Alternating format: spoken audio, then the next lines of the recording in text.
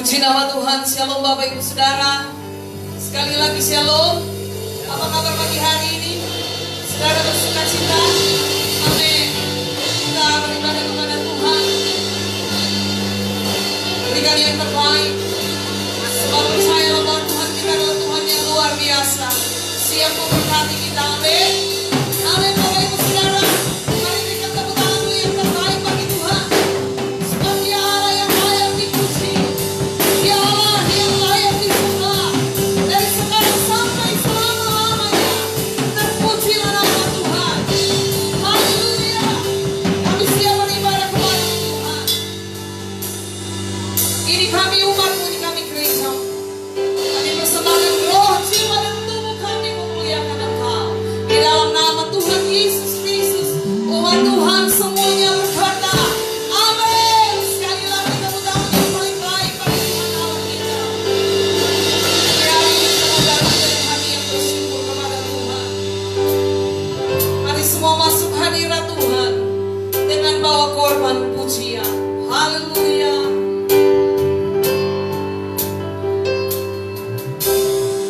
Masuk hadirat-Mu Tuhan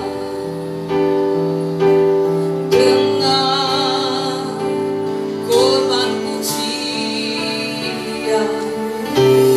Masuk hadirat-Mu Tuhan, berhiaskan kekudusan.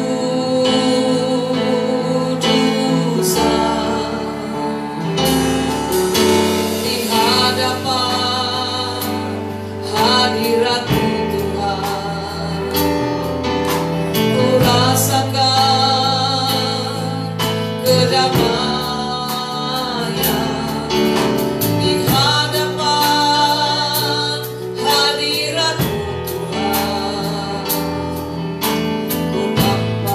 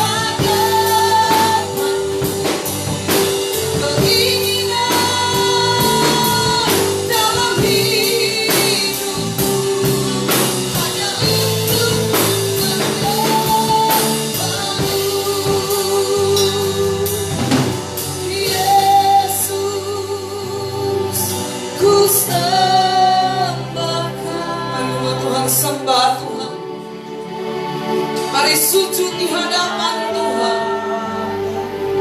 Biarlah keinginan kita hanya Yesus Tuhan saja.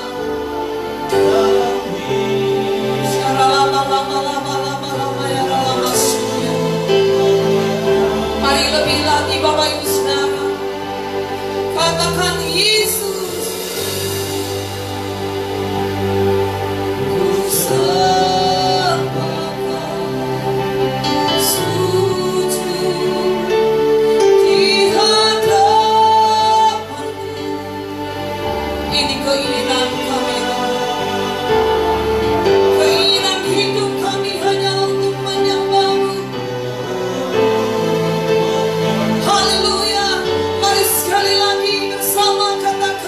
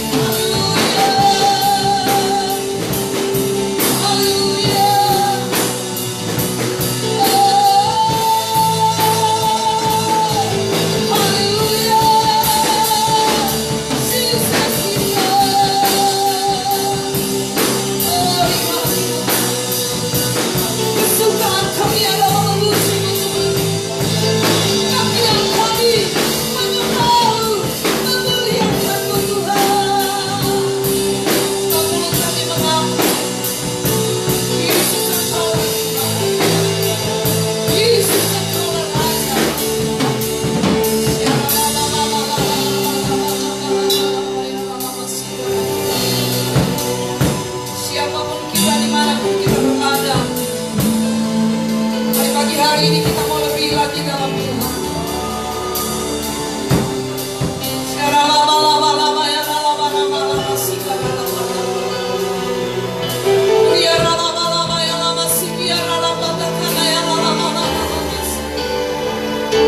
Kami percaya Roh-Mu yang kudus ada menyertai kami.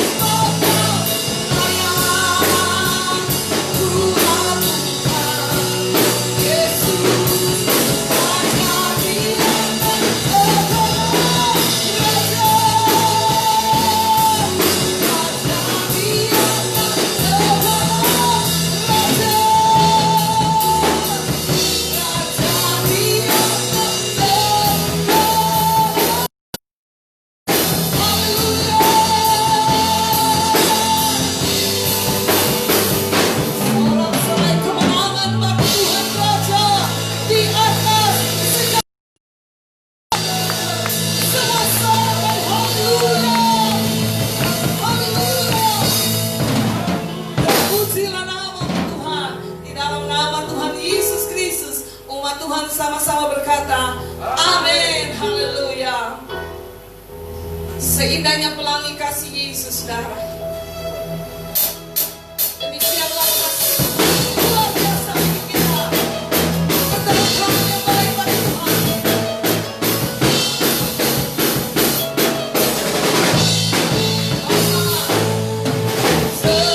Seindahnya pelangi dan secerahnya mentari, secerahnya mentari. Dalam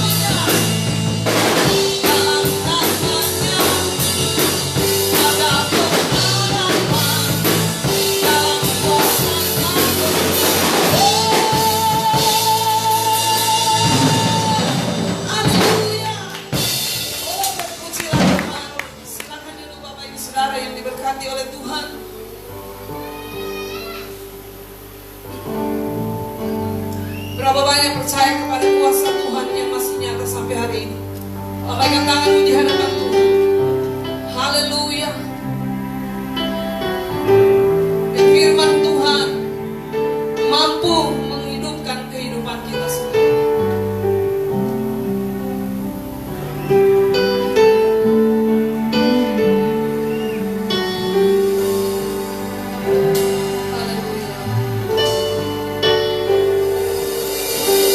Kuasa-Mu nyata di dalam kelemahanku, kekuatan-Mu menopang seluruh hidupku.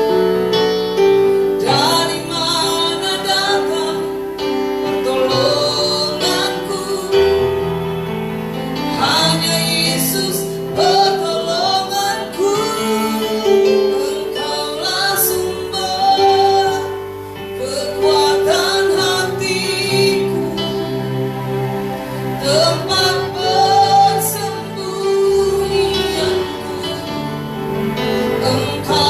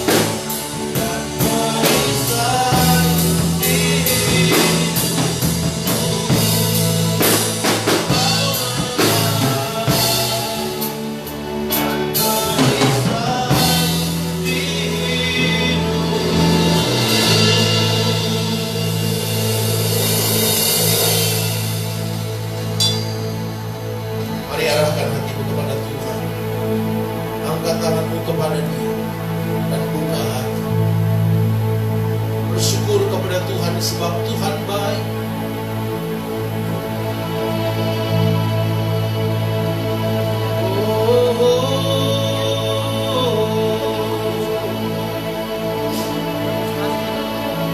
Bapak Ibu Saudara yang ada di rumah, naikkan syukurmu kepada Tuhan.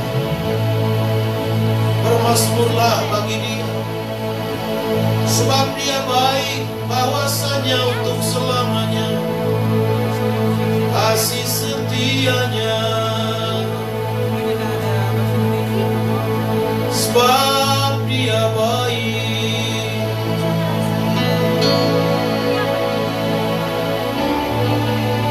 sebab Dia baik.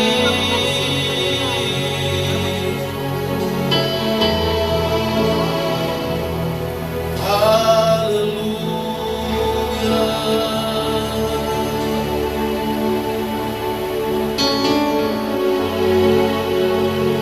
Firman Tuhan berkata,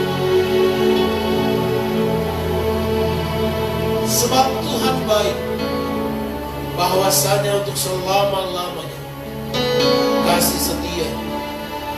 Langit dan bumi akan bergoncang, tetapi kasih setia Tuhan tetap untuk selama-lamanya.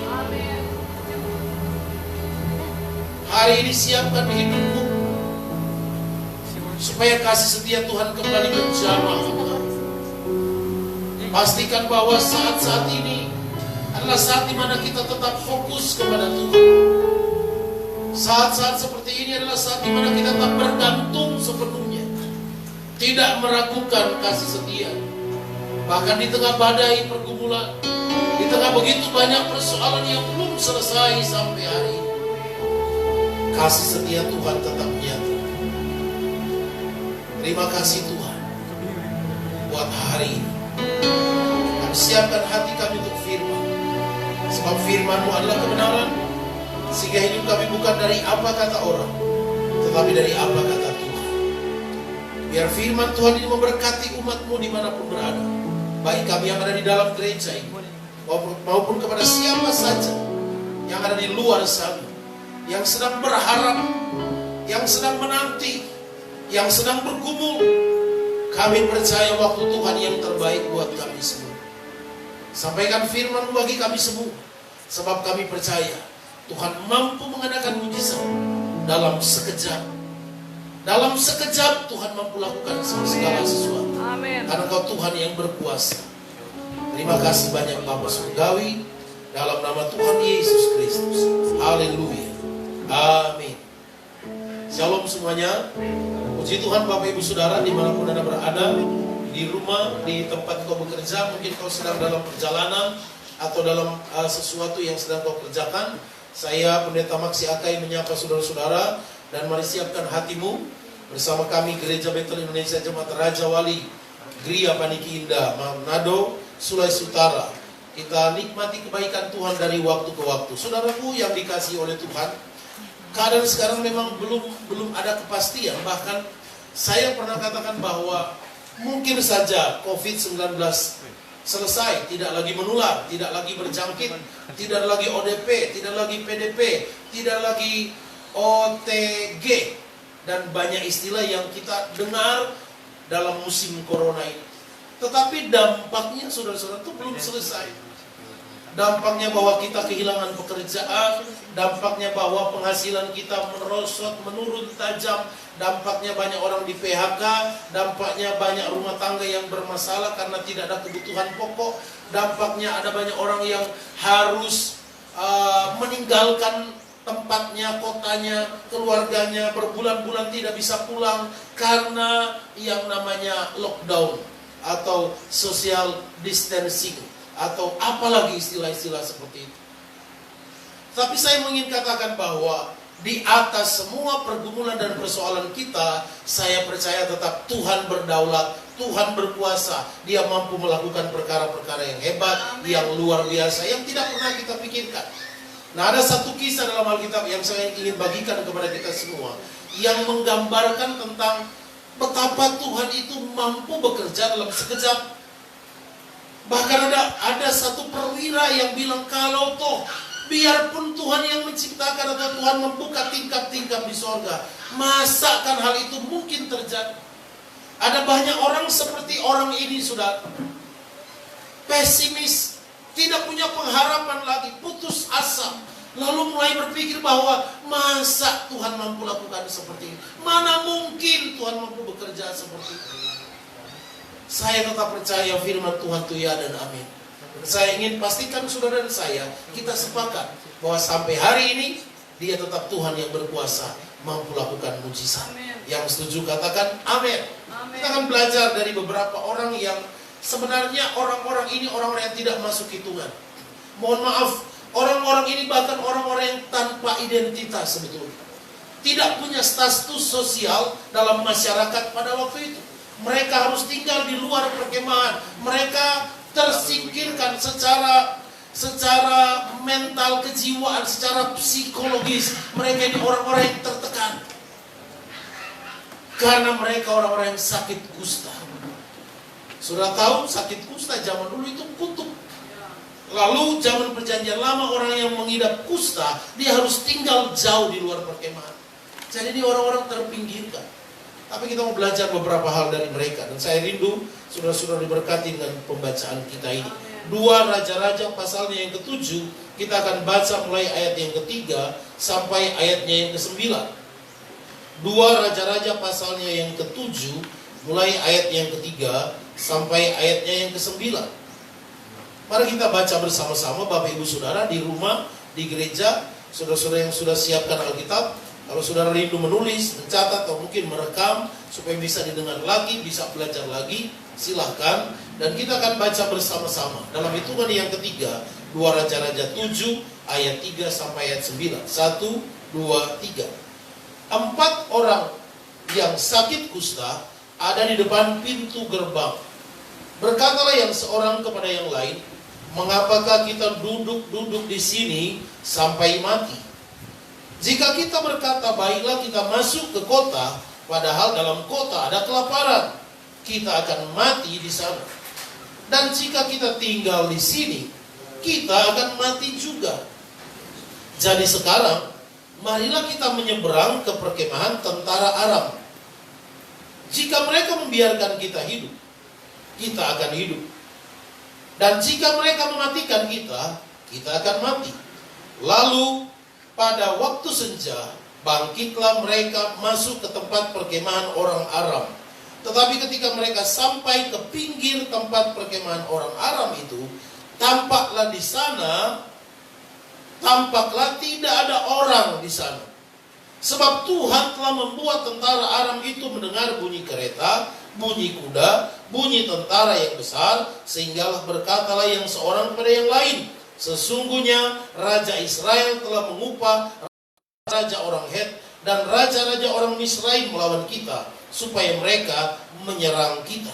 Karena itu bangkitlah mereka, melarikan diri pada waktu senja, dengan meninggalkan kemah dan kuda dan keledai mereka serta tempat perkemahan itu dengan begitu saja. Mereka melarikan diri, menyelamatkan nyawanya. Ketika orang-orang sakit kusta itu sampai ke pinggir tempat perkemahan, masuklah mereka ke dalam sebuah kemah, lalu makan dan minum. Sesudah itu mereka mengangkut dari sana emas dan perak dan pakaian. Kemudian pergilah mereka menyembunyikannya. Lalu datanglah mereka kembali masuk ke dalam kemah yang lain dan mengangkut juga barang-barang dari sana. Kemudian pergilah mereka menyembunyikannya. Lalu berkatalah yang seorang kepada yang lain, tidak patut yang kita lakukan ini. Hari ini ialah hari kabar baik, tetapi kita ini tinggal diam saja. Apabila kita menanti sampai terang pagi, maka hukuman akan menimpa kita. Jadi sekarang marilah kita pergi menghadap untuk memberitahukan hal itu ke istana raja. Saudara-saudara, ada berapa kata atau ada satu kata yang diulang-ulang terus. 4 orang sakit kusta itu selalu berkata, marilah kita. Jika kita tinggal diam di sini, kita akan mati. Jika kita ke sana, kita juga bisa mati. Dan seterusnya. Ada perkataan-perkataan yang menggambarkan mereka itu ada dalam kebersamaan. Saudara-saudara, dalam masa sukar, harusnya kita tetap hidup dalam kebersamaan. Maksudnya tidak harus bersama secara fisik, kita kumpul terus-menerus. Tapi lebih kepada berarti kepada bahwa kita ini dalam satu semangat, satu iman, satu pengharapan, satu doa, satu tujuan kita. Itu sebetulnya dalam kebersamaan ini. Nah, kita mau belajar beberapa hal dari 4 orang penyakit kusta. Latar belakang peristiwa ini adalah orang Israel sedang dikepung oleh orang Aram. Dan Alkitab katakan tentara Aram itu sudah mengepung, berkemah dan siap untuk menyerang, siap untuk memusnahkan, siap untuk membinasakan orang-orang Israel yang tinggal di kota itu. Nah, waktu itu kemudian firman Tuhan datang kepada Elisa. Lalu Elisa berkata, kalau saudara baca ayat yang pertama dan ayat yang kedua yang kita tidak baca tadi, Elisa bilang, firman Tuhan berkata bahwa besok kira-kira pada waktu seperti itu, sesukat tepung terbaik harganya. Gimana ayat, coba tolong dibukakan, baca sama-sama ayat yang 2, ayat yang kedua, 2 Raja-Raja 7 ayat yang kedua. Ayat yang pertama, lalu berkatalah Elisa, dengarlah firman Tuhan. Nah, ini dia. Beginilah firman Tuhan, besok kira-kira pada waktu ini, sesukat tepung yang terbaik akan berharga sesikal, dan 2 sukat jelai akan berharga sesikal di pintu gerbang Samaria. Jadi zaman keadaan lagi sukar, lagi penderitaan dan masalah, terutama kelaparan, itu sudah berlarut-larut. Kenapa? Karena mereka dikepung. Jadi tidak bisa berbuat apa-apa. Mungkin kira-kira mirip dengan keadaan kita sekarang. Tanpa sadar, dengan kita tidak bisa kemana-mana, kita seperti terkepung. Mau keluar kota saja mesti ada surat. Dikepung secara lunak. Bukan tentara yang mengepung kita, tapi ketakutan terhadap COVID-19 mengepung kita. Kemana-mana takut. Nah, keadaan ini mirip dengan keadaan orang Israel waktu itu. Terkepung, ketakutan, sehingga kelaparan, tidak lagi punya bahan makan karena tidak kerja, tidak punya uang lagi karena tidak ada pendapatan, penghasilan, tidak punya apa lagi ya, segala suatu kebutuhan mereka tidak ada lagi waktu itu. Maka dalam keadaan sukar itu, lalu perwira ini bilang, kalaupun Tuhan yang buka tingkap-tingkap di sorga, ayat yang kedua pembacaan ini, masa kan hal itu bisa terjadi? Pesimis, saya bilang tadi, banyak orang sekarang pesimis, tidak mungkin. Mana mungkin dari tidak ada tiba-tiba jadi begitu murah itu sesuka tepung yang terbaik. Tepung yang terbaik bukan tepung yang tidak baik, bukan tepung yang kelas di bawah. Kalau bahasa sekarang yang terbaik itu pakai kata premium, beras premium. Berarti beras yang terbaik. Mahal harganya, tetapi firman Tuhan bilang akan menjadi murah. Kenapa? Karena Tuhan berkuasa melakukan hal itu. Pastikan Bapak Ibu Saudara, jemaat Tuhan dan Bapak Ibu Saudara dimanapun berada, bahwa sampai hari ini engkau tetap pegang firman Tuhan itu, ya dan amin. Jangan sekali-kali meremehkan firman Tuhan. Amsal pasal yang ke-13 ayat 13, Alkitab berkata, siapa meremehkan firman akan menanggung akibat. Nah, perwira yang meremehkan firman ini yang bilang, masakan hal itu bisa terjadi? Kalau saudara baca selanjutnya, dia mati diinjak-injak. Dia menyaksikan bahwa hal itu benar terjadi, tapi dia tidak menikmati apa-apa. Bahkan dia mati diinjak-injak. Kenapa? Karena ditempatkan oleh raja di depan pintu gerbang, jadi pengawal atau pengawas. Tapi karena rakyat itu begitu gembira keluar kota, keluar dari gembang berdesak-desakan, maka mereka menginjak-injak perwira ini sampai mati. Saya percaya sampai hari ini, firman Tuhan ya dan amin. COVID-19 sedang berlangsung, sedang ada, tapi sekarang mulai ada perubahan. Maksudnya perubahan Manado ini sekarang tiba-tiba sudah 600, lalu nanti mungkin jadi 700 dalam sekejap. Tapi firman Tuhan ya dan amin. Kita mau percaya COVID atau percaya Tuhan, itu pilihan. Zaman sukar waktu ini juga di kejadian yang kita baca. Firman Tuhan keluar di tengah masa sukar. Alkitab bilang besok mujizat terjadi. Saudara percaya besok mujizat terjadi dalam hidup saudara? Bapak Ibu Saudara yang ada di rumah, kalau kau percaya mujizat Tuhan bisa terjadi, percayalah bahwa dia mampu melakukan hal itu. Jangan sampai seperti perwira meremehkan, dia menanggung akibat. Nah, kita mau belajar dari keempat orang sakit kusta ini. Alkitab berkata, ayatnya yang ketiga. Alkitab berkata begini, 4 orang sakit kusta ada di depan pintu gerbang. Berkatalah yang seorang kepada yang lain, mengapakah kita duduk-duduk di sini sampai mati? Kita. Perhatikan ayat 4. Jika kita berkata, dalam bahasa Indonesia kita itu artinya lebih dari 2 orang. Jika kita berkata, baiklah kita masuk ke kota, padahal di dalam kota ada kelaparan, kita akan mati di sana. Dan jika kita tinggal di sini, kita akan mati juga. Jadi sekarang marilah kita menyeberang ke perkemahan tentara Aram. Jika mereka membiarkan kita hidup, kita akan hidup. Dan jika mereka matikan kita, maka kita akan mati. Saudara-saudara, orang ini, 4 orang sakit kusta yang saya bilang, mereka tuh seperti tidak punya status di masyarakat. Jadi sebetulnya mereka jangankan ada perang, sedangkan ada aman-aman, orang ini sudah menderita. Menderita apa? Menderita tekanan batin.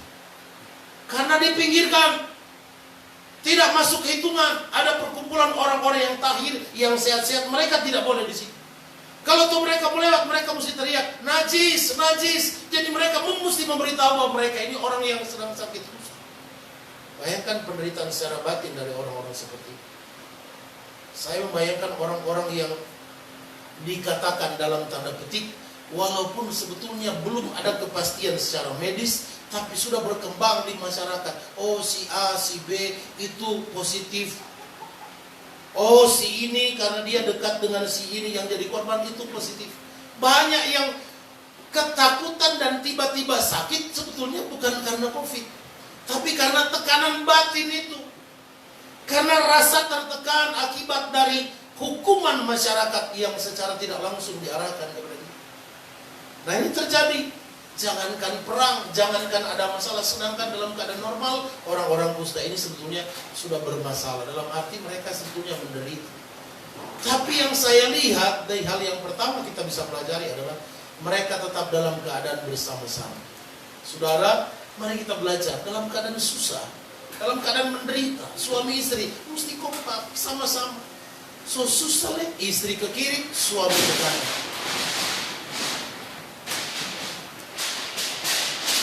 Itu tanda apa itu?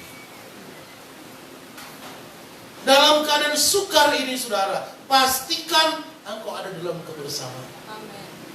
Satu hati, satu harapan, satu tujuan, satu doa kita, ada kebersamaan. Sebab bukankah Alkitab berkata dalam Mazmur 133, jika kita hidup rukun bersama, maka Tuhan memerintahkan berkat. Amin. Pastikan dalam keadaan ini kita mesti kompak, sehati, sama dengan 4 orang kusta ini.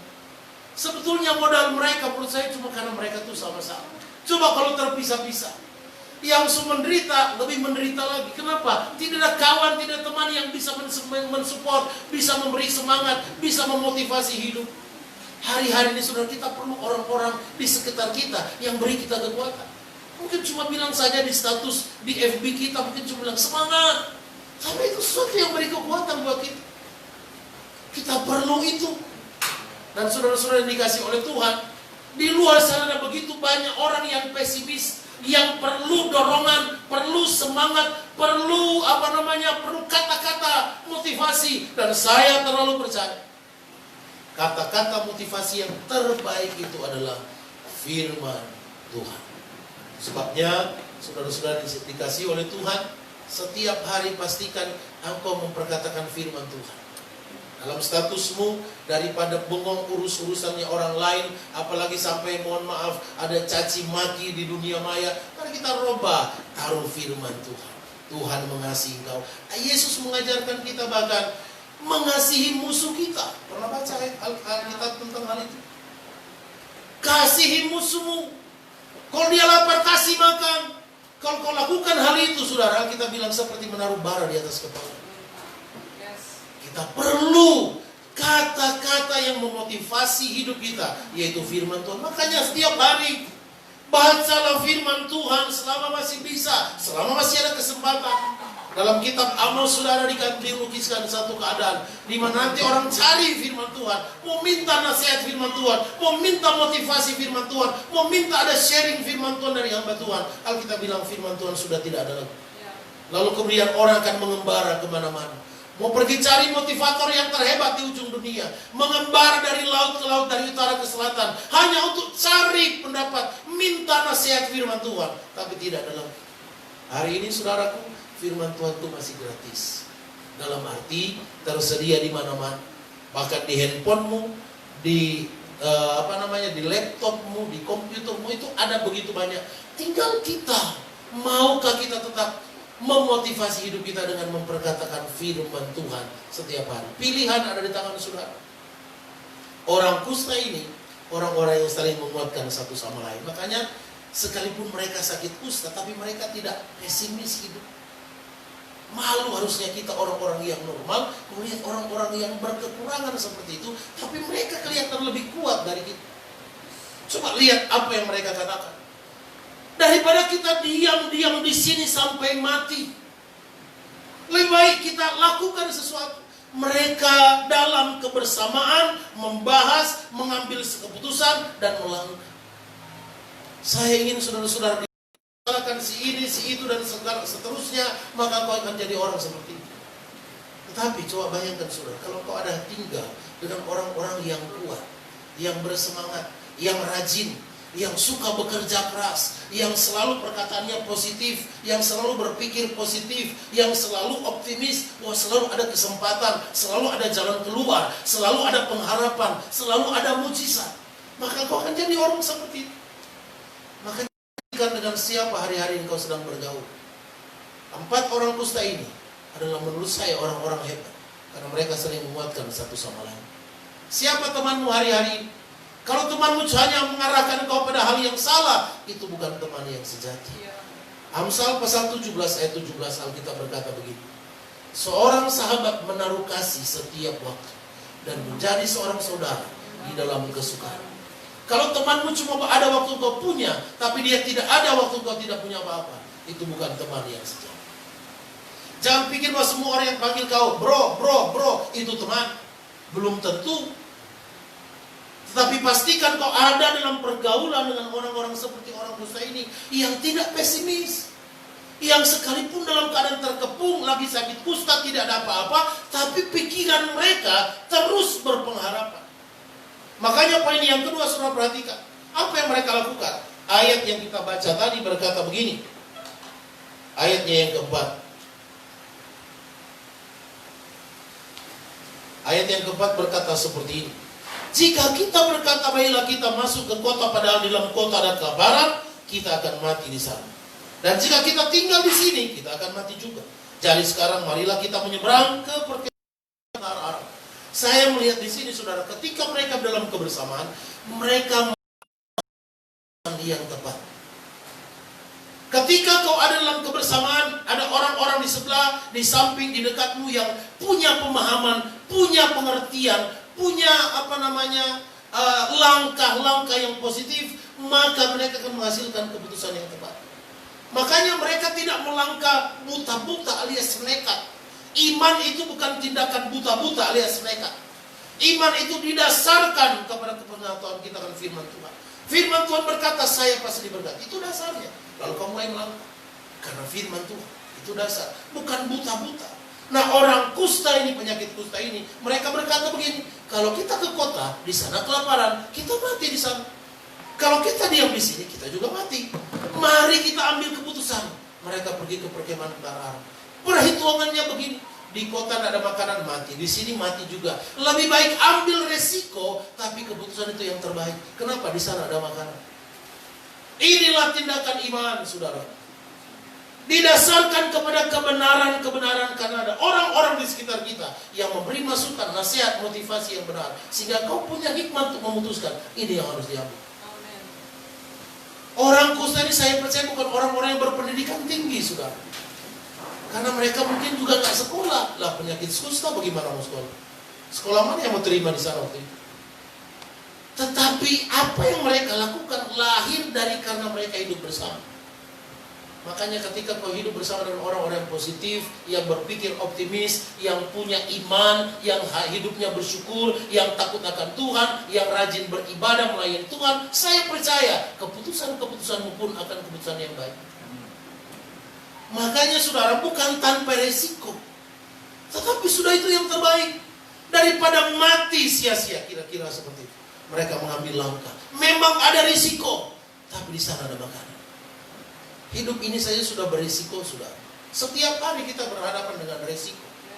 Ketika kita keluar dengan sepeda motor di jalan raya, resikonya apa? Kita bisa tertabrak. Kita bisa jatuh. Kita bisa disenggol. Kita bisa kena ini, kena itu, dan seterusnya. Ada resiko. Hidup ini punya resiko. Tapi setiap tindakan yang lahir dari karena kita punya kawan-kawan yang seiman, maka tindakan atau keputusan itu, saya percaya, keputusan yang tepat. Jadi dalam kebersamaan, hal yang pertama, ambil keputusan yang tepat, tindakan iman. Ketika kita bersama-sama, maka akan lahir tindakan iman. Hari-hari ini orang masih pesimis. Apakah kita ikut pesimis? Kita harus melangkah dengan iman. Ada risiko? Yes. Tapi saya percaya bersama dengan Tuhan, kita akan keluar sebagai pemenang. Amen. Bahkan lebih dari pemenang. Karena ada dasar firman Tuhan. Melangkah dengan iman, ada dasar firman Tuhan. Dan orang-orang kusa dilakukan oleh yang sama. Hal yang ketiga, perhatikan saudara-saudara. Ayat yang selanjutnya.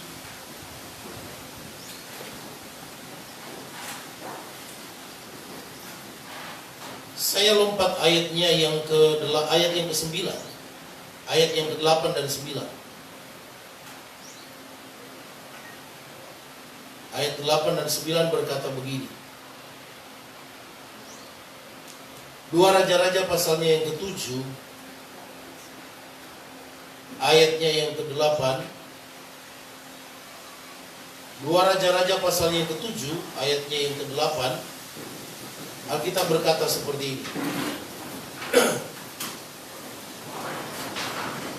Ketika orang-orang yang sakit kusta itu sampai ke pinggir tempat perkemahan, masuklah mereka ke dalam sebuah kemah, lalu makan dan minum. Sesudah itu mereka mengangkut dari sana emas dan perak dan pakaian. Kemudian mereka pergilah mereka menyembunyikannya. Lalu datanglah mereka kembali, lalu masuk ke dalam kemah yang lain dan mengangkut juga barang-barang dari sana. Kemudian pergilah mereka menyembunyikan. Suruh perhatikan, 2 kali mereka menjara, 2 kali mereka ambil emas dan lain-lain dan lain-lain. Saya juga berpikir bukan main tentara Arab ini ya. Berperang bawa emas. Buat apa emas dalam peperangan? Lalu berkatalah yang seorang kepada yang lain, tidak patut yang kita lakukan ini. Hari ini ialah kabar baik. Tetapi kita ini tinggal diam saja. Apabila kita menanti sampai terang pagi, maka hukuman akan menimpa kita. Jadi sekarang marilah kita pergi menghadap untuk memberitahukan hal ini ke istana raja. Poin yang ketiga ini saudara, firman Tuhan terbukti. Sebelumnya orang hidup dalam kelaparan, termasuk orang 4 penyakit kusta ini, 4 orang penyakit kusta. Tapi tiba-tiba mereka bukan cuma bisa makan kenyang sekenyang-kenyangnya. Karena yang pertama mereka lakukan waktu masuk ke perkemahan orang Aram adalah makan sampai kenyang. Istilahnya orang Manado, sampai pusat lari miring. Dia bingung sampai pusat. So di sebelah sini karena kekenyangan. Pernah makan sampai pusat lari miring? So di sini. Saking kenyangnya. Dari kelaparan, kalau Tuhan berkenan, orang bukan cuma sekedar kenyang, tapi mereka diberkati berlimpah-limpah. Siapa mereka? 4 orang sakit kusta, yang kompak, yang sepakat, yang optimis, yang melangkah dengan tindakan iman. Mereka dipuaskan, diberkati. Kenapa? Karena mereka mengambil keputusan yang benar. Bukan diam-diam, bukan pesimis, lalu putus asa, hilang pengharapan, lalu merenungi nasib. Kenapa saya cuma jadi begini? Hari ini bukan waktunya kita menyesali nasib. Hari ini bukan waktunya kita merenung lalu mempersalahkan orang tua. Kenapa orang tua saya justru lahir di Manado? Kenapa tidak? Bukan saya jadi orang Amerika.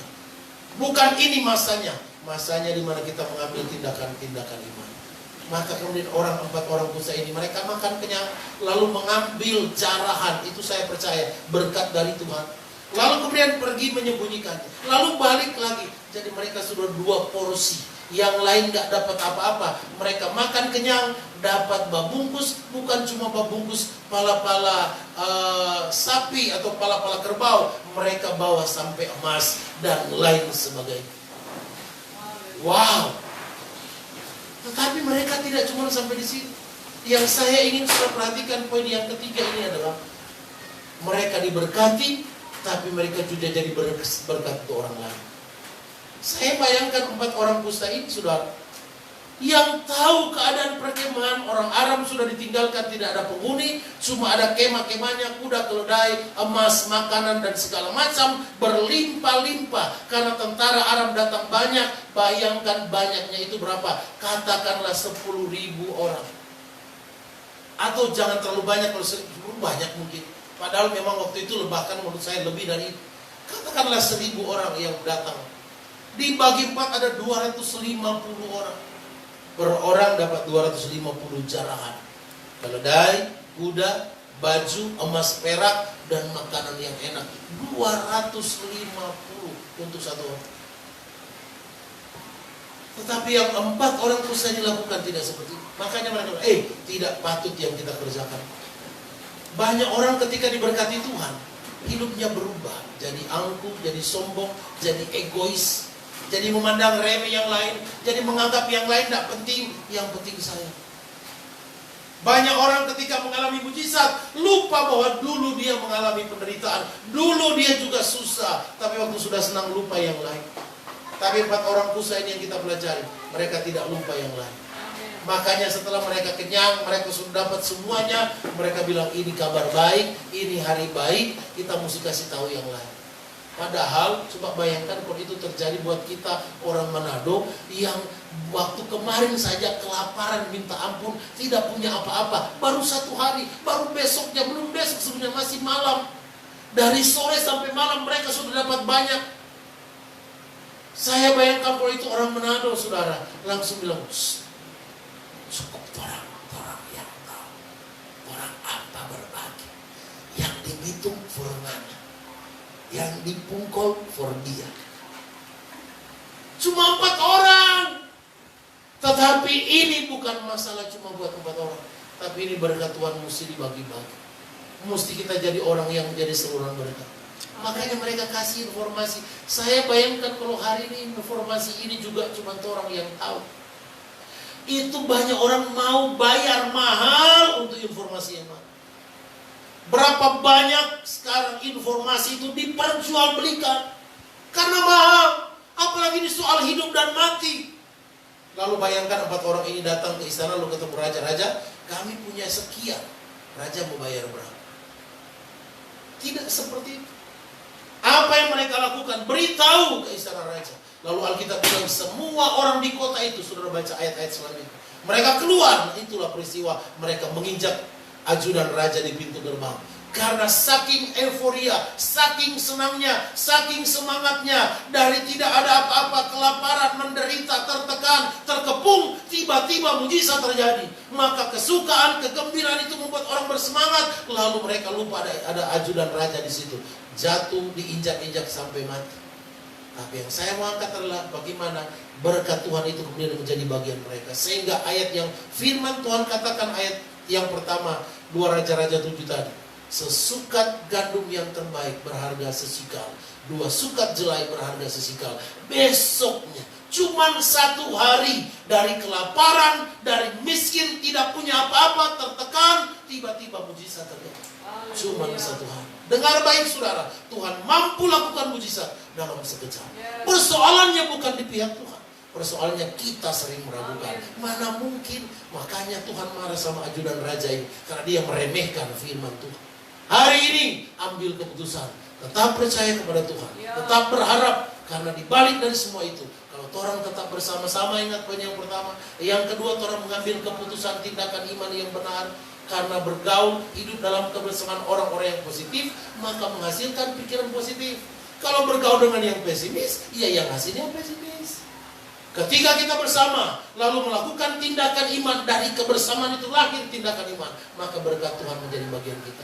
Kalau sudah diberkati, jangan egois. Bagikan berkat pada yang lain, supaya yang lain juga diberkati. Amin. Saya percaya itu pesan firman Tuhan. Bapak Ibu Saudara dimanapun berada, hari ini kau sedang bergumul mungkin, kau sedang pesimis mungkin, ambil keputusan. Jaga kebersamaan, hidup tetap percaya kepada Tuhan. Ambil langkah-langkah iman, dan percayalah berkat Tuhan akan Tuhan berikan kepada kita. Kalau sudah diberkati, jadi saluran berkat buat yang lain. Tuhan berkati kita semua. Haleluya, haleluya, amin. Mari kita bangkit berdiri dan kita akan berdoa bersama-sama. Bapak Ibu Saudara yang ada di rumah, percayalah firman Tuhan hari ini jadi berkat buat kita semua. Haleluya. Kunci F, ku yakin saat kau berfirman, ku menang saat kau bertindak. Haleluya. Ku yakin saat kau berfirman, ku menang saat kau bertindak. Hidupku hanya ditentukan oleh perkataan. Katakan ku aman karena kau menjaga. Ku kuat karena kau menopang. Hidupku hanya ditentukan oleh kuasa-Mu. Mari angkat tangan saudara. Bagi Tuhan, ya, bagi Tuhan ada yang mustahil. Katakan, bagi Tuhan tak ada yang tak mungkin. Mukjizatnya disediakan bagiku. Ku diangkat dan dipulihkannya. Saudara, 4 orang kusta ini tidak ada apa-apa. Mereka tidak punya koneksi dengan orang-orang hebat di luar sana. Orang kusta ini hanya mewakili kelompok orang kecil yang tidak punya apa-apa, tidak punya status bahkan di masyarakat. Mereka terpinggirkan. Tapi perhatikan apa yang mereka lakukan. Dalam susah dan senang, dalam keadaan kekurangan dan kelimpahan, dalam keadaan menderita dan dalam keadaan bahagia, mereka hidup dalam kebersamaan. Yang kedua, dalam keadaan susah, dalam keadaan yang diberkati, dalam keadaan bahagia atau menderita, mereka mengambil keputusan-keputusan yang benar. Yang ketiga, dalam keadaan mereka diberkati, mereka tidak egois, jadi saluran berkat buat yang lain. Biarlah hari ini kau belajar, kita semua belajar. Semua karena Tuhan. Bukan karena orang kusta ini hebat, tapi mereka percaya kepada Tuhan. Bukan karena mereka berpengalaman, tapi karena mereka hidup dalam kebersamaan, mengambil keputusan yang benar, dan menjadi saluran berkat buat yang lain. Haleluya. Mari angkat pujian ini sekali lagi, sama-sama dengan suaranya. Ku yakin saat kau berfirman, ku menang saat kau bertindak. Hidupku hanya ditentukan oleh perkataan-Mu.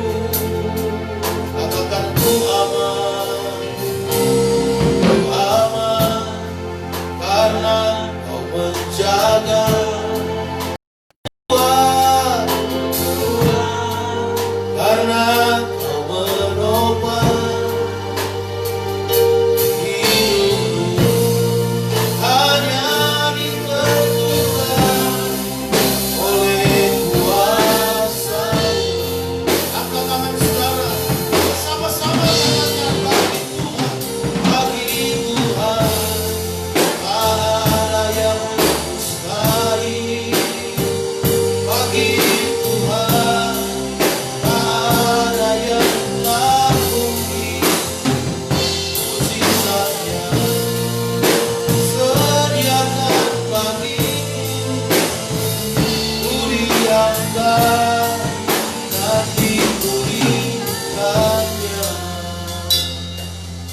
Dimanapun kau berada, mari buka hati. Saya berdoa buat saudara.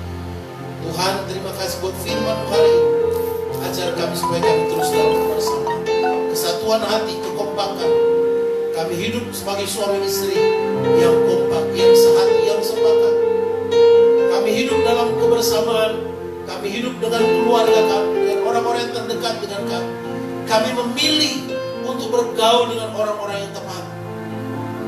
Orang-orang yang positif, orang-orang yang optimis, orang-orang yang selalu berpikir kreatif, orang-orang yang punya tindakan-tindakan iman, keputusan yang benar. Sehingga kami pun jadi seperti itu. Dan kami melangkah dengan tindakan-tindakan itu. Sekalipun memang ada risiko, tapi dengan perhitungan yang matang, bersama dengan Tuhan kita lakukan perkara besar. Berkat Tuhan menjadi bagian kita. Dan kalau sudah diberkati, jangan egois. Jadilah berkat buat yang lain. Seperti keempat orang kusta. Hamba berdoa dalam nama Yesus untuk setiap saudara-saudara, Bapak Ibu dimanapun berada, keluarga-keluarga, orang-orang yang percaya kepada Yesus Kristus Tuhan.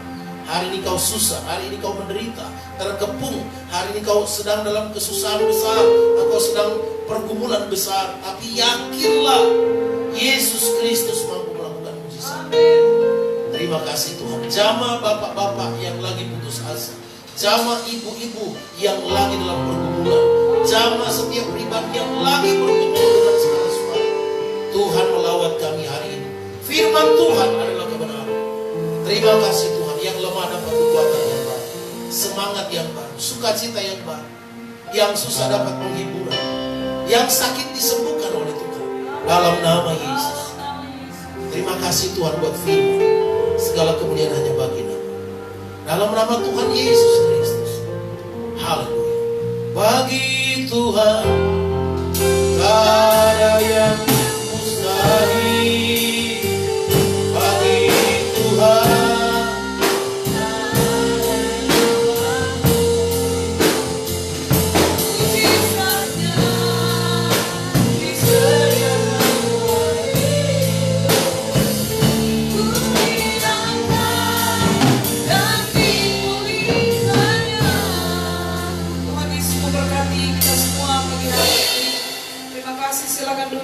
saudara. Berapa banyak yang diberkati dengan firman Tuhan, lambaikan tanganmu di hadapan Tuhan. Saya percaya semua kita mengalami berkat daripada Tuhan. Dan karena pemberitaan firman Tuhan yang kita telah dengar dan kita lakukan dalam kehidupan kita, baik kita akan memberikan persembahan pekerjaan Tuhan, mari sambil membawanya kita akan menyanyikan pujian bagi Tuhan. Jalan hidup orang benar diterangi oleh cahaya firman Tuhan.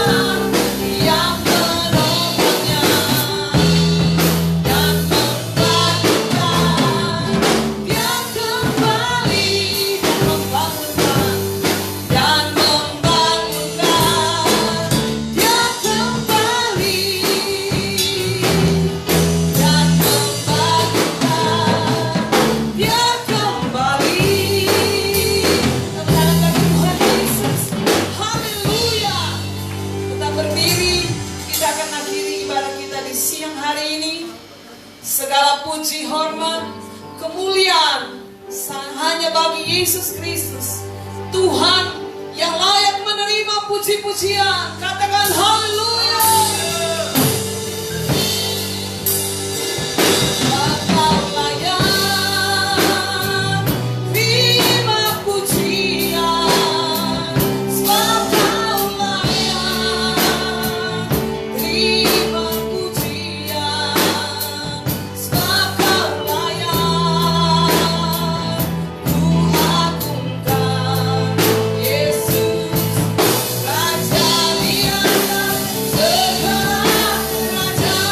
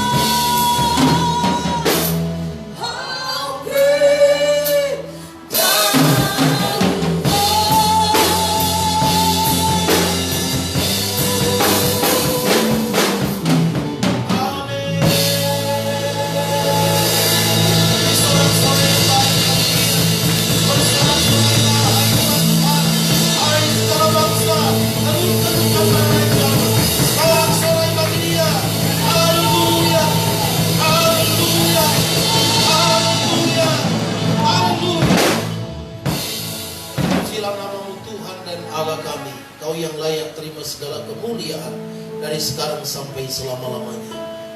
Terima kasih buat hari ini. Terima kasih buat ibadah yang boleh berjalan dengan baik. Terima kasih untuk hamba-hambamu yang sudah melayani. Terima kasih untuk jemaat Tuhan dan seluruh Bapak Ibu Saudara dimanapun berada, di rumah, di perjalanan, di tempat bekerja, atau di mana saja engkau sedang menonton siaran ini. Tuhan kiranya memberkati engkau. Hidupmu tidak akan pernah sama lagi, karena firman Tuhan mengubah orang, memperbaiki kesalahan, menuntun orang kepada kebenaran. Dan percayalah, di dalam Yesus selalu ada jaminan. Jaminan mujizat, jaminan berkat, jaminan keselamatan. Dia mampu lakukan dari dulu, sekarang, sampai selama-lamanya. Kalau zaman dahulu kala dia menolong, dia melakukan mujizat kepada 4 orang kusta, dan kemudian kepada semua orang Israel di Samaria. Hari ini, besok, dan seterusnya, dia mampu melakukan hal yang lebih luar biasa.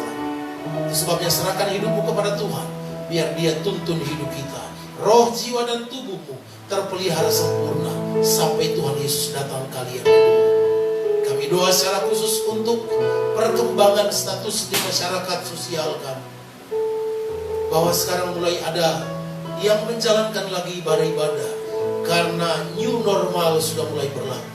Kami mohon terus tuntunan Tuhan. Kami percaya kuasa darah Yesus sempurna atas hidup kami, terus menutup bungkus kami dengan kuasa darah, supaya dimanapun kami berada, dengan siapa kami ada, dengan siapa kami bergaul, dengan siapa kami berdekatan. Tuhan memproteksi kami, keluarga kami, suami, istri, anak-anak, orang tua kami, di dalam nama Tuhan Yesus Kristus. Terima kasih. Terpujilah namamu. Kami serahkan waktu berjalan sepanjang minggu ini. Baik pekerjaan kami, usaha, pelayanan kami, keluarga kami, keperluan dan kebutuhan kami, Kau yang menyediakan bagi kami. Inilah doa dan syukur kami. Berkati terus pemerintah bangsa Indonesia, dari Sabang sampai Merauke, dari presiden sampai ke pelosok daerah, di desa, di lingkungan, bahkan sampai di tempat di mana kami berada, di Gria Paniginda, Kota Manado, Sulawesi Utara, Indonesia, dalam kasih Tuhan, dalam pemeliharaan Tuhan yang sempurna. Mari Bapak Ibu Saudara angkat kedua tangan, buka hati, ulanglah dan lakukanlah firman Tuhan yang sudah mendengar. Ulanglah dan terimalah berkat Tuhan. Tuhan memberkati dan melindungi engkau.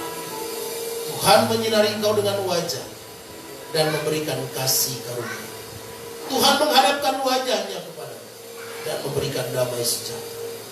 Biarlah berkat-berkat dari Allah Bapa, cinta dan kemurahan dari Yesus Kristus Tuhan, persekutuan di dalam Roh Kudus akan terus memelihara kita dari sejak hari ini sampai selama-lamanya. Di dalam nama Tuhan Yesus Kristus. Haleluya. Sama-sama katakan amin.